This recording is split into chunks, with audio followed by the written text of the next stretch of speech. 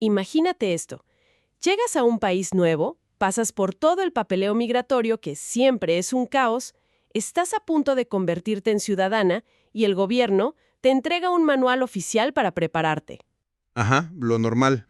Pues sí, pero en lugar de solo mostrarte fotos bonitas de paisajes o, no sé, presumirte su estabilidad económica y lo increíbles que son, en las primeras páginas te obliga a leer sobre los abusos, traumas y errores históricos graves que ese mismo gobierno cometió contra su propia gente. Claro. Suena totalmente contraintuitivo, ¿no? O sea, como la peor campaña de relaciones públicas posible.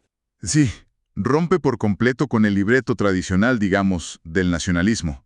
Lo normal es que los estados construyan esta vitrina inmaculada para los recién llegados, escondiendo los esqueletos bien al fondo del closet para proyectar una imagen de perfección. Exacto, que todo se vea bonito. Pero fíjate que cuando observas cómo se estructura la identidad de una nación moderna y compleja, a veces mostrar la cicatriz y reconocer las fallas desde el día uno es un mecanismo muchísimo más poderoso para generar cohesión que intentar maquillar el pasado. Bueno, pues vamos a desmenuzar esto, porque de eso trata precisamente nuestro análisis profundo de hoy. Vamos a sumergirnos en lo que realmente significa la identidad canadiense desde una perspectiva muy particular. Y muy oficial, además. Así es. Y para hacerlo, no vamos a especular ni a dar opiniones al aire, sino que vamos a usar como fuente directa las páginas 10 a 13 de la guía oficial, Discover Canada. El objetivo de hoy es entender cómo este país se explica a sí mismo frente a quienes van a jurar lealtad a su bandera. Y la forma en que este documento establece el marco de referencia es fascinante. No empieza hablando de fronteras modernas o de tratados comerciales, sino que define la base misma de la nación a través de lo que denominan los 3 pueblos fundadores. Los aborígenes, los franceses y los británicos. Exacto. Es una declaración de principios. Te están diciendo que la identidad aquí no es un monolito, sino un tejido compuesto por 3 hilos principales que muchas veces estuvieron a punto de romperse. O sea, te dan el mapa de las capas más profundas antes de siquiera construir la casa. Y si seguimos ese orden cronológico que plantea la guía, tenemos que irnos a esas raíces profundas, a los pueblos originarios. Claro, el cimiento de todo. Porque milenios antes de que a alguien se le ocurriera trazar un mapa con el nombre Canadá o traer barcos de Europa, ya existía una relación inmensamente profunda con este territorio. Una conexión que el documento sitúa miles de años antes de cualquier contacto europeo. Y la guía es muy específica al describir esta relación. No se trataba solo de habitar un espacio físico, ¿sabes? Destaca un vínculo espiritual y práctico con el Creador, con la naturaleza y con sus propias redes comunitarias. Sí, formas de vida que, no eran nada primitivas, sino que estaban altamente especializadas y adaptadas a una geografía que, honestamente, es de las más implacables del planeta. ¿Totalmente? Y eso me lleva a algo que me parece un gran acierto sociológico del texto. No cometen el error de meter a todos en una sola licuadora y llamarlos genéricamente indígenas o algo así. No, para nada. La guía divide y reconoce a los pueblos aborígenes contemporáneos en 3 grupos muy distintos: las First Nations, o Primeras Naciones, los Inuit y los Métis. Y quiero detenerme en las First Nations un segundo, porque el documento pinta una dualidad muy interesante sobre su realidad actual. Así es. El término First Nations agrupa una pluralidad enorme de pueblos que no caen en las otras 2 categorías. Y lo que resulta revelador sociológicamente es cómo habitan el país hoy en día. Ajá. Una parte de esta población mantiene sus raíces geográficas viviendo en reservas, pero una proporción enorme está completamente integrada en los centros urbanos. ¡Wow! O sea, están operando en 2 frecuencias simultáneas, manteniendo viva una herencia ancestral mientras navegan la hipermodernidad de las ciudades canadienses. Exactamente. Y luego pasamos a los Inuit. De supervivencia que desarrollaron.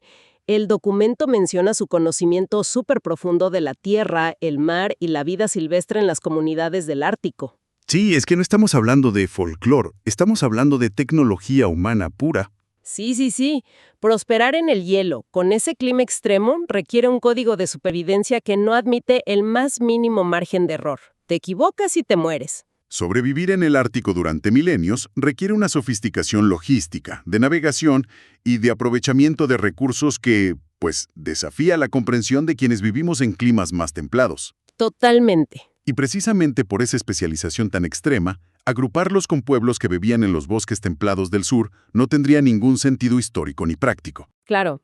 Y luego está el tercer grupo, los metis, que introduce una variable completamente distinta en esta ecuación, porque representan el momento exacto en que las raíces originarias chocan y se entrelazan con la llegada de Europa. El mestizaje puro. Ajá. El texto explica que tienen una ascendencia mixta, aborigen y europea, y están históricamente asentados en la región de las praderas, con herencia inglesa o francesa. Pero fíjate que hay un detalle que me genera muchísima curiosidad. Mencionan que los metis tienen su propio dialecto, el michif. El caso del idioma michif es una joya absoluta para la lingüística y la sociología. A ver, espera, es que me cuesta trabajo visualizar esto. ¿Cómo funciona un idioma así en la práctica? Porque uno piensa en mezcla y se imagina que, no sé, de repente usan una palabra en francés y luego una palabra indígena, como un Spanglish moderno, ¿no? Claro, como que saltas de un idioma a otro. Exacto, pero me imagino que siendo un idioma oficial de una cultura, tiene que ser algo mucho más estructural, ¿no? Es una fusión estructural sumamente compleja. No es simplemente tomar palabras prestadas porque te faltó vocabulario o porque suena bien. En idiomas de contacto como el michif, lo que ocurre a menudo es que el cerebro de las comunidades entrelaza dos sistemas enteros. ¡Órale! Aunque la guía oficial no nos da una clase de gramática detallada, el fenómeno documentado en este dialecto es que combina los sustantivos y el vocabulario que deriva del francés, operando sobre la intrincada estructura verbal y sintáctica de las lenguas indígenas de la región, como el Cree. ¡Wow! Es la historia misma del choque cultural materializada en las reglas de cómo construyes una simple oración. ¡Qué impresionante! O sea, el idioma literalmente es el acta de nacimiento de su identidad. Es la prueba física de que pertenecen a dos mundos. Totalmente.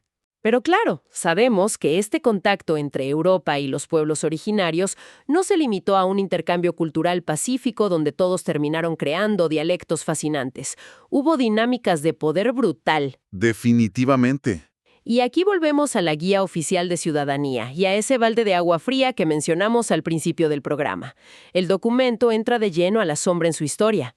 Aborda de manera muy frontal el oscuro periodo de las escuelas residenciales.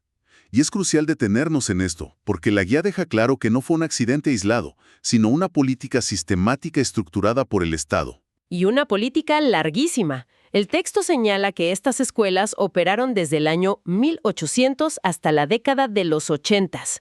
¡Los 80s! Sí, apenas ayer. Históricamente eso fue ayer en la mañana. Yo estaba leyendo la fecha y pensé que iba a decir siglo XVIII o principios del XIX. Pero pensar que esto duró hasta la época de los cassettes y los peinados con fijadores perturbador. Es que esa es la reacción natural frente a la historia colonial. Solemos encapsularla en un pasado remoto, casi mitológico, que ya no nos toca.